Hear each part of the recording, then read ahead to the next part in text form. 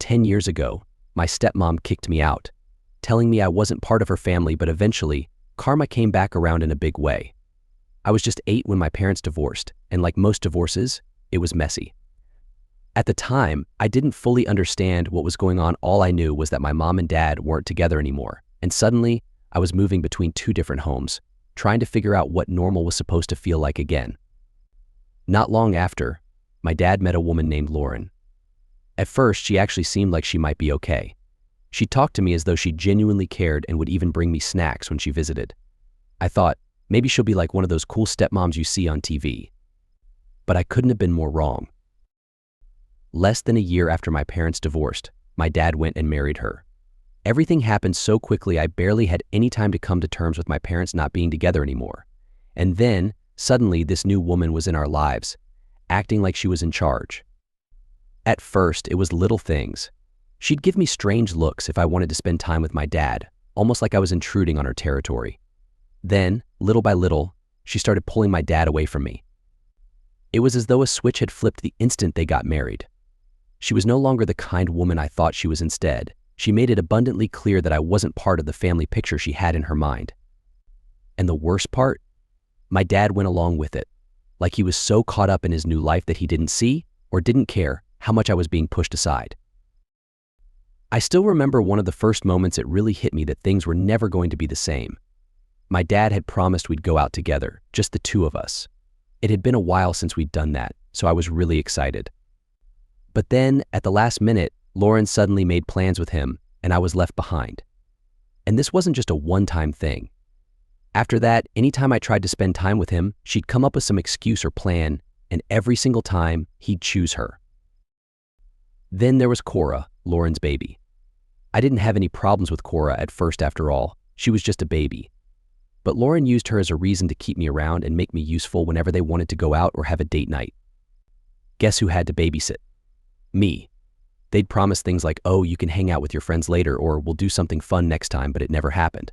Plans would change at the last minute, and I'd end up stuck at home while they went out. It was as if I were their backup plan whenever they wanted some alone time. They'd try to make it seem like they appreciated my help, saying things like, you're such a great big sister to Cora, but I could see what was really happening. I was just free babysitting. It felt like Cora was the only one who truly mattered to them. At home, everything revolved around her. They'd do all these fun things with her, and if I tried to join in, Lauren would brush me off, saying something like, oh, this is just some mommy and Cora time, or telling me to go do something else. My dad wouldn't say a word. One time, they took Cora to a fair I'd been wanting to visit for ages. I'd mentioned it to my dad several times, hoping we'd go together, but nope. Lauren planned everything, and they just left me behind. I only found out they'd gone after I got back from my grandma's. Apparently, they hadn't wanted to bother me and thought it would be better as a family-only outing. Like seriously, wasn't I supposed to be part of the family too?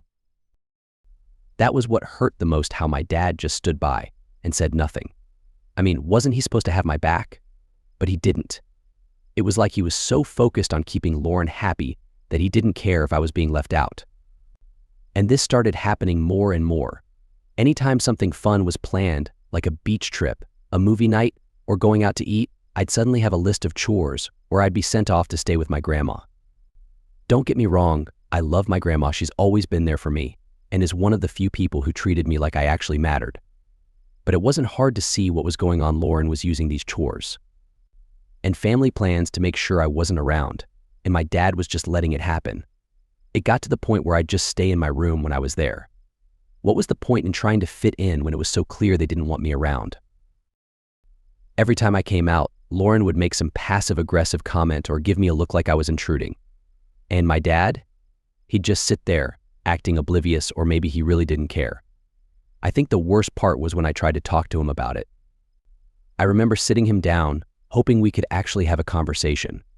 I told him how left out I felt, how I was always the one babysitting Cora and missing out on things I wanted to do. He just gave me this tired look and said something like, Lauren's doing her best, you need to understand it's not easy for her either. I wanted to scream, how was any of this about her? I was the one being pushed aside, not her. But he just didn't get it, or maybe he didn't want to. It was like he had blinders on, focused only on making his new wife happy. It felt like no matter what I said or did, nothing would change. That was when I finally realized that things weren't going to get better.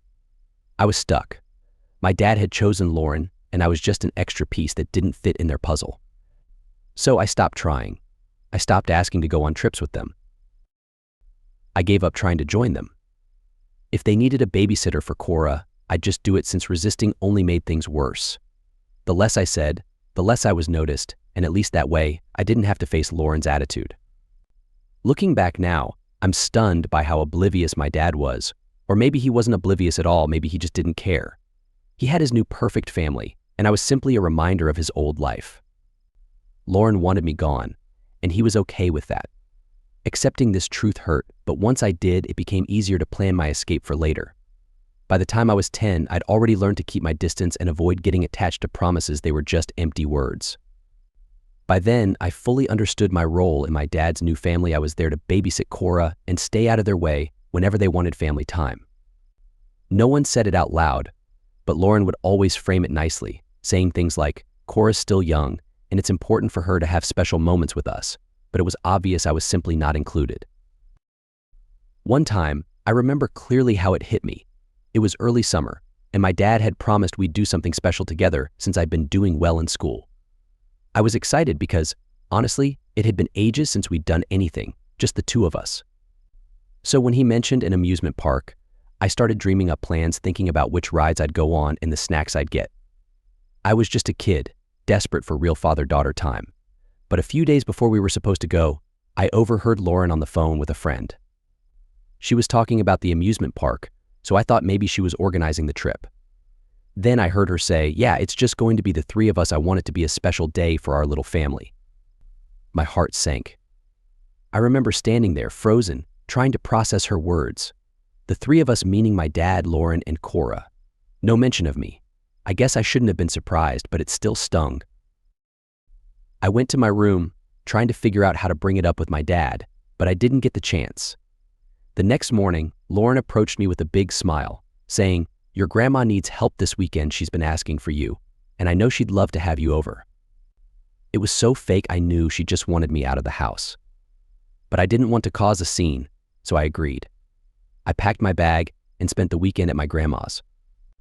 I love her, and we had a good time. But the whole time, I couldn't stop thinking about how my dad, Lauren, and Cora were at the amusement park, having fun without me. When I got back, they seemed like they'd had the best day. Cora was running around with a huge stuffed animal from the carnival games, and my dad was showing her pictures from their day. They were all smiles, laughing, and I just stood there, feeling invisible.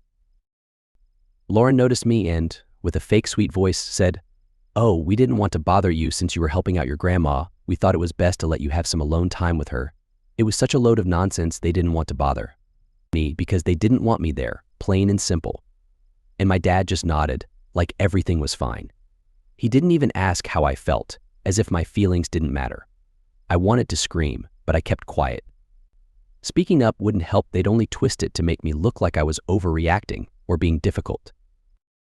From that point on, it became a pattern. Anytime there was something fun like a trip to the amusement park, a beach day, or even a movie night, I'd be sent somewhere else. Sometimes it was to my grandma's, other times it was, "Why don't you go to your friend's house?" If I tried to join, Lauren always had a reason to keep me out, like, "This is just mommy and Cora time," or "We planned this ages ago." It wouldn't be fair to change it now. One weekend, they had a big beach day planned. I overheard them talking about it earlier in the week, and I was waiting for my dad to say something like, "Hey, why don't you come with us?" But of course he didn't. Instead, the day before, Lauren came to me and said, "I know you love spending time with your grandma. How about you stay with her for the weekend?" I could have argued, but I knew it wouldn't make a difference, so I went to my grandma's. Sure enough, when I got back, they had all these stories how Cora played in the sand, how they had ice cream by the boardwalk, and how much fun they'd had. I smiled and nodded, pretending I was okay, but inside I was furious. It was obvious they didn't want me there, and my dad let it happen. The worst was how Lauren would always spin it like it was some amazing opportunity for me. "Oh, your grandma loves having you around," or "I know you enjoy spending time with your friends," or "It's important for Cora to have special moments." It was all just a cover to keep me out of their plans. And the most painful part was watching my dad go along with it all, acting as if nothing was wrong. Once, I finally snapped. They were planning another outing, this time to a big water park I'd been wanting to visit forever. I waited, hoping they'd invite me, but as soon as Lauren started talking about family bonding, I knew it was going to be the same story. When she tried to send me off to my grandma's again, I told her I didn't want to go, I wanted to go with them instead. She gave me an annoyed look and said, "Oh well, we already bought tickets for 3. I looked at my dad, hoping he'd step in, but he just shrugged, like he couldn't do anything about it. That's when I lost it. I told them how unfair it was, how they always left me out and only treated me like family when it was convenient.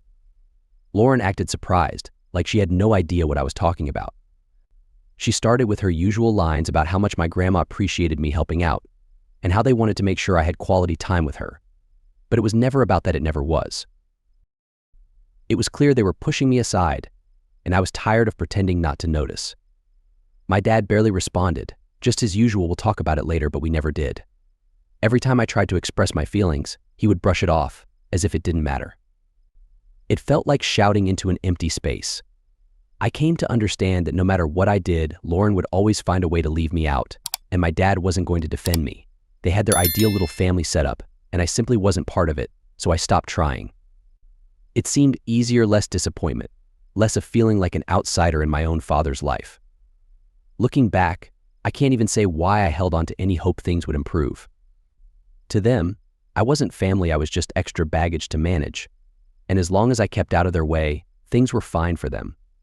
By the time I turned 14, I had pretty much given up on trying to fit into their perfect little world. It was simply easier to stay out of their way. Most of my time was spent at my grandma's, in my room, or with friends whenever I could. The less I was around, the less they could push me aside or use me for babysitting. But even with all the avoidance, being in that house felt like constantly walking on eggshells. One weekend, I had plans with my friends, one of those rare times when everyone was available. We'd planned to go to the mall, see a movie, and grab something to eat. I'd been looking forward to it since it was one of the few things that made me feel like a regular kid. Since I'd been so withdrawn at my dad's, hanging out with friends was the only time I felt included. But of course, the night before, Lauren approached me with that fake smile she always wore when she was about to ask for a favor. She said, "Hey, so your dad and I are going out tomorrow, and we really need you to watch Cora." I stared at her, trying to keep calm. I explained that I already had plans and had been looking forward to them for weeks. She acted surprised, as if she didn't know, but I knew she did. She sighed dramatically, saying, "Well, we don't have anyone else. I thought you'd want to help your family." I felt my anger rising. This wasn't helping family, it was them using me because they didn't want to find anyone else. I told her straight up it wasn't fair. I'd been babysitting Cora, constantly missing out on so many things, and I deserved one day with my friends. Lauren's expression changed instantly, and she dropped the nice act. She said, "You need to step up and help out more. This is your family now." That set me off. I told her that it didn't feel like family when I was just there for chores or to watch Cora. I told her how they left me out of everything enjoyable and only involved me when it was convenient. I was tired of it. She gave me this look like I was overreacting and said, "We'll talk about this later with your dad." I knew what that meant, another talk where I'd be made out to be the problem. So I left the room. I knew my plans for the next day were ruined, and there was no point fighting it anymore.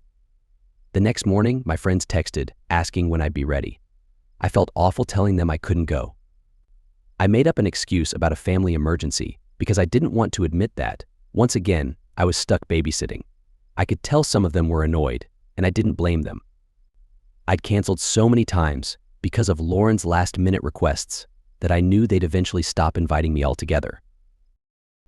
Later that day, my dad got home, and Lauren wasted no time pulling me into the kitchen for one of their family talks. My dad looked tired, like he already knew what was coming and didn't want to deal with it. Lauren started her usual speech about family responsibility and how I needed to pull my weight. She painted me as this lazy, ungrateful kid who never helped around the house, which was complete nonsense. I did more than my share, but that didn't seem to matter to them. When she finished, my dad just nodded along and said, "You know, she's right, we need to work together as a family." I looked at him, feeling a mix of anger and sadness, and asked, "When was the last time we did anything as a family? Every time something fun happens, I'm not included." "I'm only here to babysit Cora when it suits you." He didn't have much to say, mumbling something about how things were busy and how I needed to understand that raising a family takes effort from everyone. I felt like I was talking to a wall, no matter what I said. He was always going to side with Lauren. That's when I realized it wasn't just Lauren's fault, my dad was to blame too. He was the one letting her treat me like an outsider, the one who kept pretending everything was fine. I finally understood he wasn't going to change. He was too caught up in his new life with Lauren and Cora to even notice how much he was losing me, and that realization hurt deeply. After that, I stopped trying altogether. No more arguing, no more asking to be included. I just went along with whatever they wanted. If they needed me to babysit, I did it silently. If they told me to go to my grandma's, I packed up and left without a word. It was easier to go along than to resist and end up feeling even more isolated. I began pulling away even more, spending as much time as I could at my grandma's or with my mom when I had the chance. I just didn't want to be around them anymore.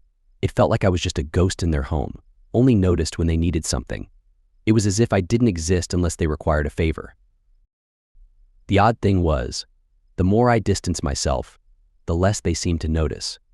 They continued with their outings, family dinners, and little trips with Cora while I stayed on the sidelines, pretending it didn't hurt, though it really did. I think the moment I finally decided to give up was on my birthday.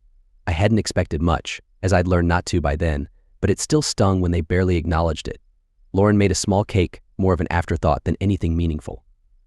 They lit a few candles, sang a quick happy birthday, and that was it. I'd hoped maybe my dad would plan something, even if it was just us going for ice cream, but there was nothing. The next day, they went out again, just the three of them, and when they returned, they didn't even try to hide that they'd been to an arcade. Cora was running around showing off her prizes, while I just sat alone in my room, pretending it didn't matter. That was when I decided I was done trying to be part of their family. If they didn't want me around, fine, I'd just focus on getting through school, hanging out with my friends when possible, and planning my exit. It was clear I would never find a place in their perfect little world, so there was no point in trying anymore. From then on, I felt like I was counting down the days until I could finally leave. By the time I turned 16, I had one goal in mind: getting out of that house. I'd been waiting for this moment, and it was finally here. My mom had been asking if I wanted to live with her full time, and after everything with my dad and Lauren, it was an easy decision. It felt like the only way to find peace. My mom and I had talked about it before, but I kept hesitating, holding on to some faint hope that my dad would finally step up. But after years of being pushed aside and used as a free babysitter, I knew nothing would change. Lauren would always come first, and I'd always be an extra, not fitting into their picture-perfect life. So I finally accepted my mom's offer. I planned everything carefully, figuring out how to tell my dad without it becoming a huge argument. I was nervous but ready to stop pretending everything was fine. I waited for the right moment, one of those rare times when it was just me and my dad at home without Lauren interrupting. I remember sitting him down at the kitchen table, my hands shaking a bit, knowing this was a big moment. I told him I wanted to move in with my mom full time, that I didn't feel like part of the family anymore. I laid it all out, explaining how Lauren had excluded me for years, how I felt like a nanny instead of his child, and how I was tired of feeling like an outsider. He sat there, staring at the table for a while before finally looking at me and saying, "You know, Lauren's been trying her best to make this work," as if that made everything okay. I couldn't believe it after everything I'd told him. That was his response. It felt like he hadn't even listened. I repeated how I felt that it wasn't fair how I'd been treated, always left out of the fun, but relied on when they needed help. I thought that if I spelled it all out, maybe he'd finally understand. But he just sighed and said, "You're being too sensitive. Lauren wants to include you, you just don't see it." That was the moment I knew for sure he'd never get it. No matter what I said, he'd always take Lauren's side. He was so wrapped up in his new life with her and Cora that he couldn't even see what was happening right in front of him. I felt a wave of frustration, but also a strange sense of relief, knowing I didn't need to feel guilty about leaving anymore. When I told him I'd already talked to my mom about moving in, he didn't even argue. He just nodded, like he'd already decided that if I wanted to go, then fine, I could go. There was no fight, no attempt to convince me to stay. It felt like he didn't care, and maybe he didn't. That night, I packed up my things. Lauren wasn't home, which honestly felt like a relief since I didn't want to face her fake sympathy or have her try to guilt me into staying. I moved quickly, tossing my clothes and belongings into bags and boxes, expecting my dad to walk in at any moment to try and talk me out of it, or at least show that he cared. But he didn't. My mom arrived to pick me up, and I loaded my stuff into her car. When everything was packed, I went back inside to say goodbye to my dad. He stood there in the hallway, looking uncomfortable, as if he didn't know what to say. He hugged me, but it felt like one of those distant hugs you give to a stranger. He just said, "Take care of yourself, okay?" I nodded and replied, "Yeah, you too." It was short and felt hollow, but I didn't know what else to say. Part of me had hoped he'd realize what he was losing and ask me to stay, but he didn't. He just let me leave without a fight. By the time I left, Lauren still hadn't come back. I didn't even know if she was aware I was leaving that day, and honestly, I didn't care anymore. I was done trying to fit into her idea of a family. I got into my mom's car, and as we drove off, I kept glancing back at the house, feeling a mix of sadness and anger. It was the house I grew up in, but it no longer felt like home. Moving in with my mom felt like a relief. It was like a weight had been lifted off my shoulders. She didn't expect anything from me except to be myself, which was such a welcome change. I didn't have to walk on eggshells or pretend to be okay when I wasn't. For the first time in years, I felt like I could actually breathe. My mom didn't push me to talk about everything immediately. She just let me settle in, which I appreciated. But eventually we sat down, and I shared everything: how Lauren made me feel like an outsider, how my dad never stood up for me, and how I was exhausted from feeling like an extra in their lives. She was furious, not with me, but with my dad for letting it happen. That made me feel validated, like I wasn't crazy for being upset. My mom assured me I was welcome there as long as I needed, no conditions attached. It was so different from my dad's place. No one was making me feel guilty or like I had to earn my place. It was just normal, and I realized how much I'd missed that. In those first few weeks with my mom, I kept expecting to hear from my dad. I thought he might call, ask me to come back, or at least check in to see how I was doing. But the phone stayed silent. No calls, no texts. I guess I shouldn't have been surprised, but it still hurt. Deep down, I'd hoped my leaving would be a wake-up call for him, but it wasn't. It was like I'd never been there at all. As hard as it was to accept, I knew I'd made the right choice. I couldn't keep waiting for my dad to be the parent I needed. I had my own life to live, and I deserved to be somewhere I actually felt wanted. Living with my mom wasn't just about escaping my dad and Lauren. It was about finding a place where I didn't have to prove myself to be accepted. Adjusting to a new routine felt strange, but it was also comforting. I focused on school, started hanging out with my friends more, and even got a part-time job. I was building a life that was mine, without constantly looking over my shoulder, wondering if I'd be left out again. For once, it felt like things were finally coming together.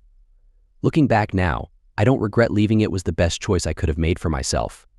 Maybe my dad and Lauren have their own version of what happened, but I know the truth, and I'm done trying to make them see my side. I did what I had to do, and I'm better off because of it. After moving in with my mom, life began to feel normal again, which was a strange adjustment after all those years at my dad's house. I felt lighter, like I no longer had to pretend everything was okay. For the first time, I wasn't the babysitter, the extra, or an afterthought. I was just me. My mom gave me space but was also there when I needed to talk, which was exactly what I needed. A few months went by, and I settled into a solid routine. I was doing online school, my grades were good, and I picked up a part-time job at a nearby store to save up some money and keep busy. My friends and I hung out more, now that I wasn't constantly canceling plans. It felt like, for the first time in a long time, I was living life on my own terms. Then, one night, my mom and I went out for dinner, and we ran into Jacob, someone I hadn't seen in years. He was the son of some of my dad's old friends, and we'd hung out a lot as kids when our parents got together. He had always been kind to me, even when I was dealing with everything at my dad's. He'd moved away for a while, but now he was back in town for college. We got to talking, catching up on everything. He asked why he hadn't seen me around my dad's place in so long, and I told him the truth. I'd moved in with my mom full-time. I didn't go into all the details, but I mentioned that things had been rough with Lauren and that it was better for me to be with my mom. Jacob looked surprised, like he had no idea what I was talking about. He then told me that my dad and Lauren had been telling people that my mom manipulated the courts to get full custody of me, which was a complete lie. They'd made it sound like I'd been taken away against my will, painting my mom as some kind of villain pulling all the strings. It took everything in me not to roll my eyes right then and there. It was so typical of them, twisting the story to make themselves look like the victims. Right then, I decided I wasn't going to let them keep spreading lies, so I told Jacob the real story.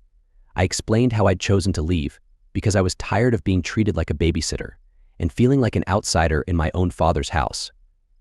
I shared all the times they left me out of family trips and how Lauren made me feel unwelcome. I held nothing back, and Jacob listened intently. By the time I finished, he looked stunned, saying, "I had no idea. I always thought your dad and Lauren were just doing their best." Hearing that reminded me of how well they managed to put on a show for everyone else. Around other people, they acted like a picture-perfect family, all smiles and happiness, but once the door closed, everything changed. It felt good to finally tell someone the truth, even if it was only one person. A few days later, I started getting messages from some of my dad's old friends, the ones who had known me since I was little. They were reaching out, saying they'd heard about what really happened and checking if I was okay. I hadn't realized it at the time, but apparently Jacob told his parents, who then spread the news to their entire circle. Before long, everyone in my dad and Lauren's social circle knew the truth, and it's safe to say my dad and Lauren weren't too thrilled about it. Out of the blue one day, I got a call from an unfamiliar number. Normally, I ignore those, but something told me to answer. It was Lauren. She'd gotten a new number, probably because I had blocked her old one. She started off all sweet, acting like she missed me and was worried, but then she cut to the chase saying, "We need to talk about these rumors. They're making things really difficult for us." At first, I didn't even know what to say. Rumors? These weren't rumors, they were facts. I told her exactly that, saying I hadn't spread any rumors, just shared what actually happened. She went on about how I was making things harder for Cora and how their friends were treating them differently now. She tried guilt-tripping me, saying, "You're a good daughter, and we know you'll do the right thing for your family." I almost laughed. Family. They made it clear a long time ago that I wasn't part of that. When it came to fun trips and outings, I was just an extra, but now that their reputation was at stake, suddenly I was family again. I told her plainly, "You and Dad made your choices. Don't expect me to fix things when I was never really included in your lives." She didn't take that well. She started talking about how Cora was really upset, how she didn't understand why her friends were ignoring her now, and how I needed to consider her feelings. It was the same line she'd always used, making me feel like it was my job to fix things for them, but this time, I wasn't buying it. I told her, "Cora isn't my responsibility. You and Dad chose to make me feel like I didn't belong, so don't expect me to step up now." She tried to argue, but I hung up. I was done with that conversation. After that, a few relatives started messaging me, saying I needed to help the family and that Cora was just a child who didn't deserve this. It felt like everyone was piling on, trying to make me feel guilty for finally standing up for myself. But here's the thing, none of them were there when I was left out, treated like a nanny, or ignored by my own dad. Where were they when I was crying in my room, feeling like an outsider in my own family? They didn't care back then, so why should I feel responsible now? Just because things weren't going well for my dad and Lauren didn't mean I owed them anything. They made their choices, and now they have to deal with the outcome. Sure, I feel sorry for Cora. Sometimes she's just a kid and didn't do anything wrong. But at the same time, she's not my child, she's not my responsibility. I'm not going to let them guilt me into fixing their problems when they didn't even care about me until it suited them. At this point, I'm focusing on my own life. My dad and Lauren can handle the fallout from their actions. They had their chance to be a real family to me, and they blew it.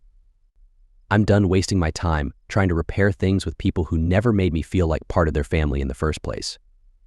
It's not my job to mend the broken pieces of a relationship they destroyed.